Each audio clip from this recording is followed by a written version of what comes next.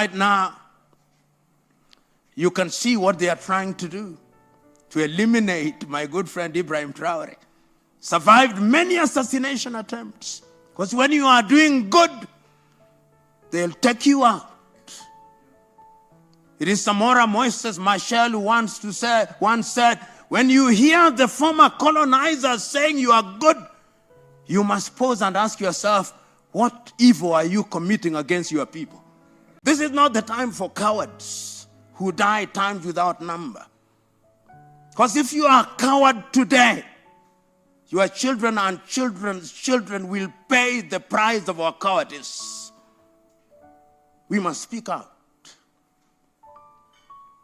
and bear the consequences and the dividends of good governance. Today, I'm reluctant to use the word democracy. Because what is it? John Henrik Clark, that great American, said that when African countries regained their independence, not a single one of them adopted a government system that is based on African traditions. We all adopted systems that were inherited from our erstwhile colonizers, and Clark says none of us will ever succeed on the basis of those systems.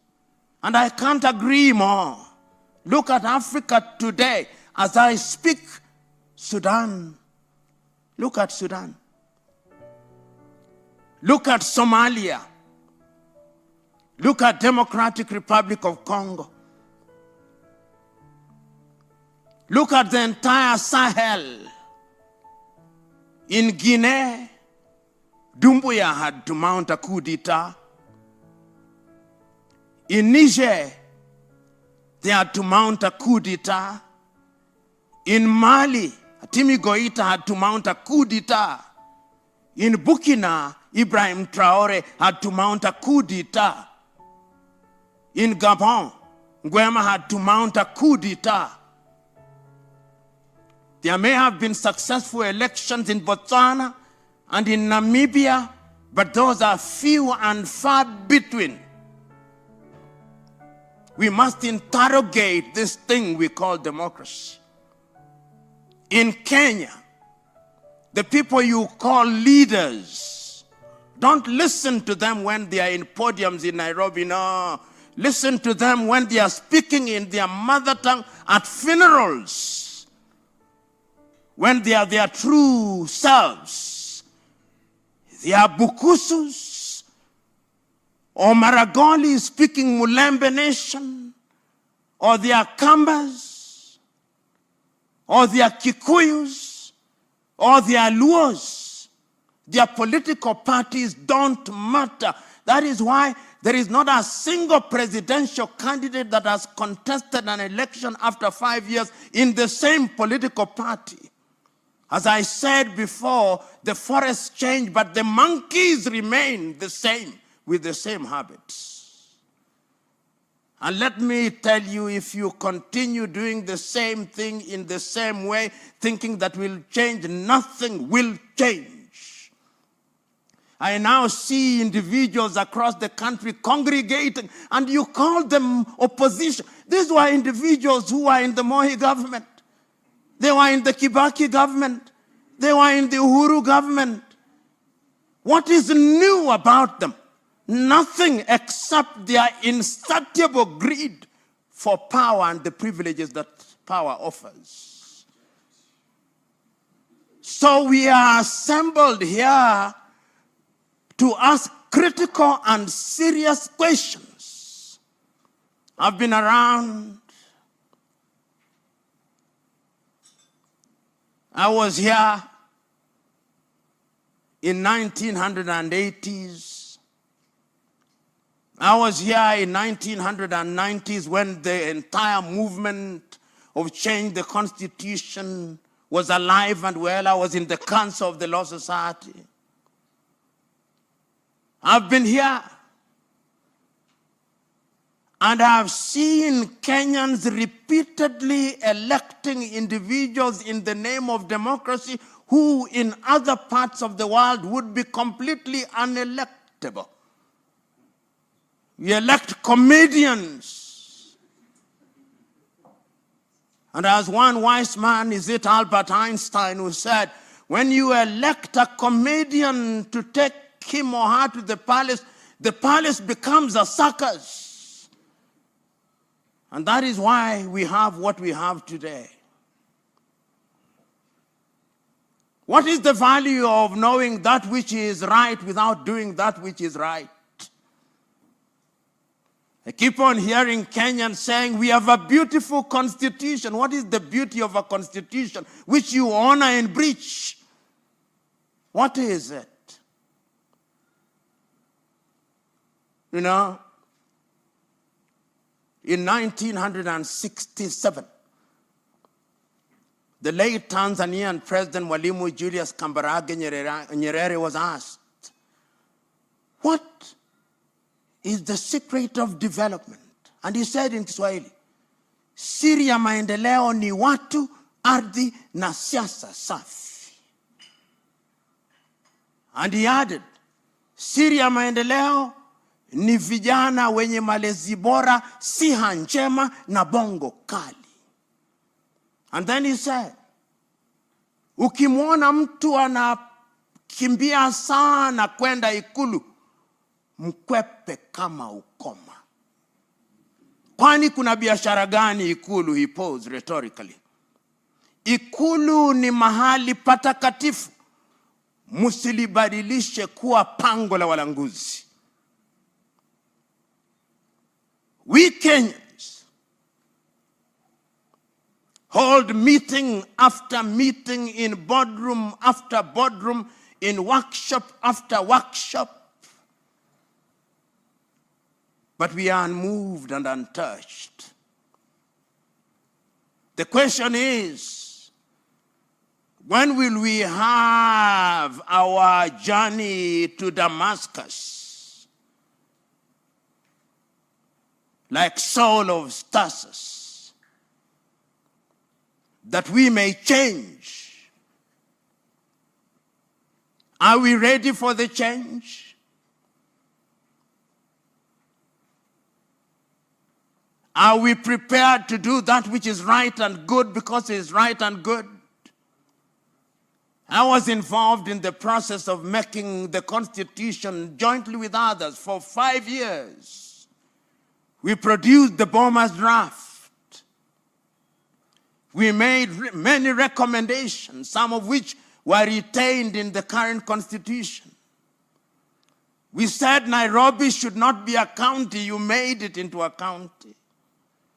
We said we should have no more than 18 counties. Between 14 and 18, you created 47 of devolved units, each of which a governor thinks he or she is running a country. The United States of America has only 50 states with a GDP of 23 trillion United States dollars. Nigeria has only 37 states. India, 37. China, 30 provinces. South Africa, 9 provinces. We have 47 counties with 47 governors, 47 deputy governors, 47 speakers, 47 deputy speakers. And you tell me that we are going to grow? When a county raises 400 million in a year and consumes 2 billion in a year, we can't grow. Even if there is divine intervention. We can pray and fast all we want, but nothing is going to change until we change. We have individuals in positions of leadership who do not care. They are unmoved and untouched. You accuse an individual of engaging in corruption. He has a mob around him, escorting him to the offices of the Ethics and Anti-Corruption Commission. And he comes out and gives a press conference. Corruption is the most profitable business in Kenya today. You have individuals whose salaries, even if they lived for 1,000 years and worked for 1,000 years, would not buy them half an acre of land. And they are multi-billionaires. They have never won any lottery, never made any discovery. And we celebrate them as successful men and women. And we elect them to boot. As Dr. Waindi said, I grew up partly in Maringo, partly in Jericho, partly in Eastleigh, partly in my rural home in Usenge, in Imbo, in Siaya County. When I was sick, you would go to the dispensary and you would find medication. Today, unless you are suicidal, you don't visit any of those outfits. When our leaders are delivering children, they go to the United States of America. And we are not angry. We are told that our police officers, and is in the public domain, collect 13.3 billion in bribes in a month, and we are not angry.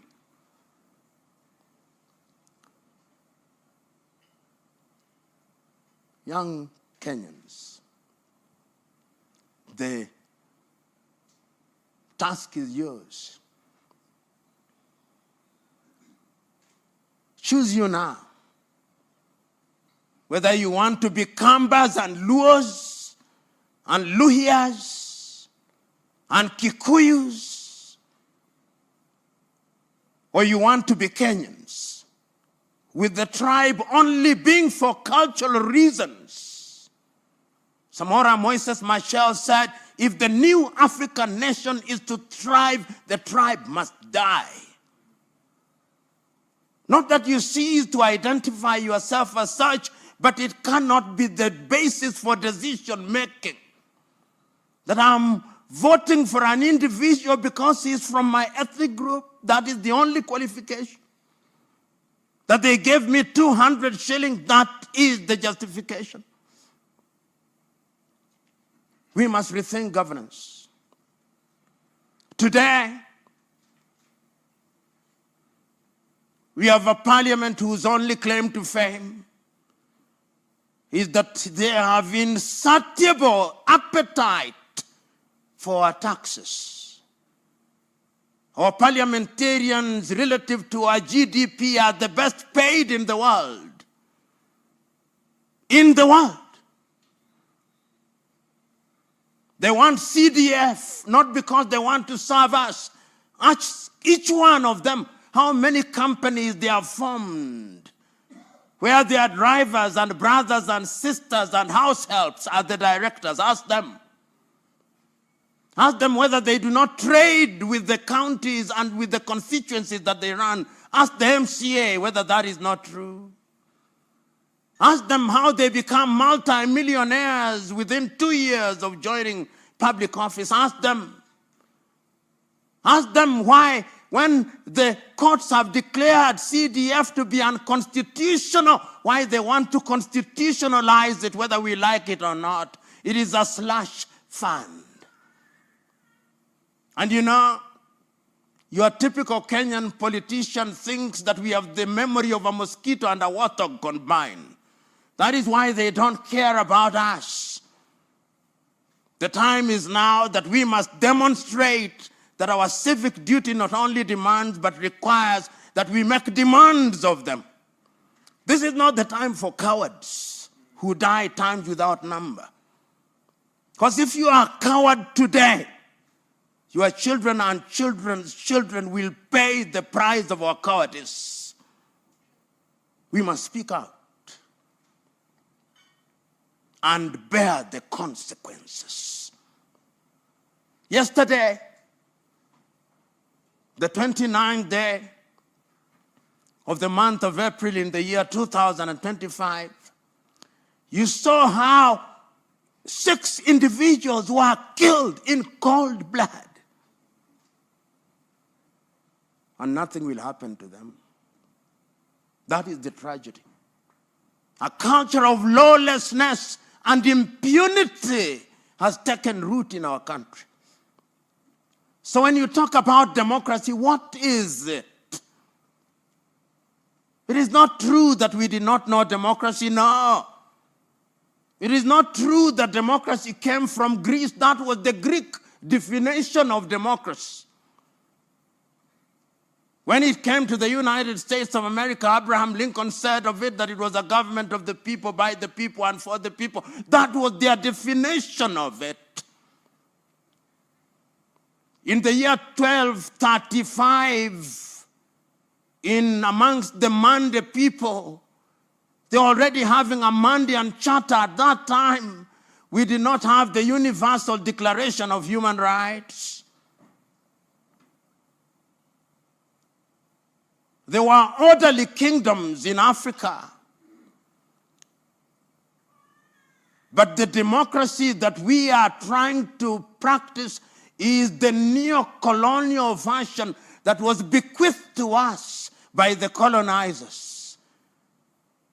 You come to Kenya, we still try to mimic the British. You go to former French colonies, they are trying to mimic the French. You go to former Portuguese colonies, they are trying to mimic the Portuguese. Until the day that we exercise the ghost of mimicry, we are going nowhere. That is why when you go to our parliament, a member of parliament cannot pronounce a word without saying, Mr. Speaker, sir, make your point. Mr. Speaker, sir, cannot be form and part of a speech. And you look at your speaker, he is dressed in wool that was used in medieval Europe, and you think that that is a badge of honor.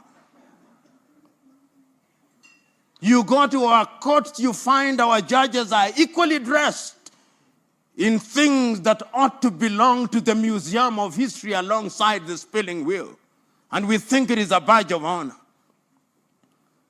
You come to our leaders, they still want to be addressed as His Excellency or the Right Honorable something. Titles that were used in medieval Europe. We must change. And we are only going to change when you, the young generation, my friend Habib, in Kariobangi, and I know that area well. We work there even as I speak. Go out there and speak a different language. When we were growing up in Jericho, it did not matter whether one was Kikuyu. We didn't even know. It's only later that we knew that Kariuki was a Kikuyu name. And Wafula was a Luhya name. Today, you see the government advertising a post and they put there John Lukoye, Luhya. John Joroge, Kikuyu. Go out there in Kariobangi and change minds. Those of you who are from Kibera and Katwekera, go out there and change minds. The Greeks divided their population, as you famously know, into 3 categories. Idiots. Idiots are individuals who may have gone to school. They have degrees, PhD, they are professors, but they are idiots. They do not make demands of their representatives. When there are potholes on the road, they buy 4-wheel drive cars. When there is insecurity, they hire security firms. Gardewald from Canada, Fargo from the United States, 4GS from the United Kingdom. Those are idiots. They think that they are immune. They are cursed to their countries. Then there are tribalists who think that their security and safety lies with their tribesmen. Wenu ni wenu, they say kwa Kiswahili. Wanasema yours is yours. Mokamba kevindio. Odu adu. Modo wa nyuba. Those are tribalists. Shenu ne shenu murembe. Those are tribalists, and they are a danger to our country. The third category are citizens. The people who look at Kenya and they know that Kenya belongs to us and the generations yet to be born.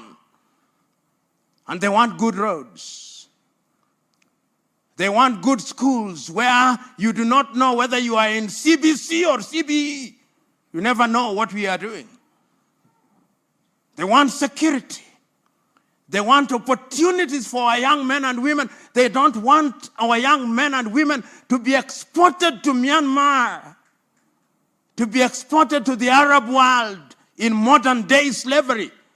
Those are citizens. Today, I'm urging you to be citizens of the Republic of Kenya.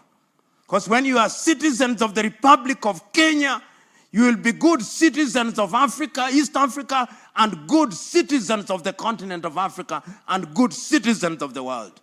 So go out there and do that which is good and right, in the knowledge that we have men and women in positions of authority who do not care and think that they are larger than life, almost as large as death. But remind them that they are lived a Mobutu in the Democratic Republic of Congo. Remind them. Remind them that they are lived a Jean Bedel Bokassa in Central African Republic. Remind them. Remind them that they are lived Bongo in Gabon. Remind them. Remind them that they are lived Jean-Claude Duvalier in Haiti. Remind them that they are lived Fez al-Assad and Bashar al-Assad in Syria, and they are no more. Remind them. God bless you. Ni mwizi wetu. Ni mwizi lakini ni mwizi wetu. Ni mwizi lakini ni mwizi wetu. He is a thief, but he is our thief. So, the decision is yours. But we can change it. If you don't succeed, your children will. If they don't succeed, their children's children will. So don't despair, my young lady from the Republic of Uganda. Don't despair. So, ladies and gentlemen, I wish all of us well. Remember that none of us has a solution to our national problem. It is combined. Hi guys, welcome back once again to my YouTube channel. I'm B-Boy. Remember, if it was for the first time I'm coming across my video, don't forget to like this video, subscribe and share. Guys, into this clip it's all about Professor Lumumba. We all know Lumumba is from Kenya, and he has really came out and defended Ibrahim Traore and attacked directly those greedy or puppet leaders, or let me say just those coward leaders. He has really came out and told Ibrahim Traore not to be coward, because a lot of people, they have really stand strong with him. They have really started to support him. We have all seen how Black Americans have come in large number. African people, how they have really come in large number to support President Ibrahim Traore. And what I really love about President Ibrahim Traore is that he is doing good things to his good people. This is the true definition of a true captain. And Professor Lumumba, he has really come out and said that if you see other leaders, they are saying that you are doing a great job, or you are a good leader, ask yourself, what evil things are you doing to your people? Because these people really just recognize people those that are doing evil things to their people. If you are doing evil things to your people, they will call you a good leader, you are a better leader. But if you are doing good things like President Ibrahim Traore of Burkina Faso, they will say you are a bad leader. And this is the reason why friends and United States they have really came out and said that they will arrest President Ibrahim Traore maybe for misusing the gold of Burkina Faso. But we all know President Ibrahim Traore, he is using the resources of Burkina Faso to benefit the people of Burkina Faso. We have all seen how he has created employment. We are in a new generation whereby employment rate should be high. There should be high employment rate in the country so that at least people can be able to work in their own country, not to have mass deportation to these other countries or to Western countries, whereby they will say that African people, they are really coming to our countries in large numbers. African people, they are really coming to our countries illegally. Even Caribbean people, this is the reason why employment rate should be high in the country. Apart from employment rate, we should come to education. There should be good education in our countries. Securities. We are in another generation. This is the reason why maybe some people or some leaders that they feel bad for President Ibrahim Traore because of his good reputation. But we all know President Ibrahim Traore, he is a true saint leader, he is a true captain. We need to protect him at all costs. We should be praying to God to protect him so that at least he can continue doing or supporting the good work he's doing. President Ibrahim Traore, he is trying to change Burkina Faso to be the country those people or African people really want. Not that country a lot of people will maybe talk bad about it, but Ibrahim Traore is transforming Burkina Faso. Earlier on, Burkina Faso was being known as the poorest country on earth, but we have all seen how Burkina Faso it has really started to change. It's really developing at a very high cost. President Ibrahim Traore, in a span of 3 years, he cleared the public debt or national debt of Burkina Faso. And he just told France, pack your things and go. And this is the reason why maybe these people, they are feeling bad or jealousy of him because of the good work he's really doing. Maybe they feel like he will influence other leaders because Burkina Faso, it has influenced Niger and Mali. They are really following the footsteps of Burkina Faso. And we want African leaders to wake up. We want African leaders to do new things. If the raw material belongs to African countries, let them belong to African countries. We want African countries to develop, not only even African countries, also Caribbean countries. We want Caribbean countries to develop, to be a country to be in a better place, so a lot of people will really love to visit this country because of the good things they really have in it, because of how the countries that develop infrastructure. The infrastructure of a country should be in a good way. So guys, let us just support President Ibrahim Traore. And Lumumba's speech is a very strong speech. It's a very strong message. He has said President Ibrahim Traore has still escaped a lot of assassination. And we should continue praying to President Ibrahim Traore so that at least he can stay alive. God protect him so that at least he can be able to help the people of Burkina Faso. So guys, if it was the first time you're coming across my video, don't forget to like this video, subscribe and share. Thank you so much for your time. May God bless you whenever you are. One love.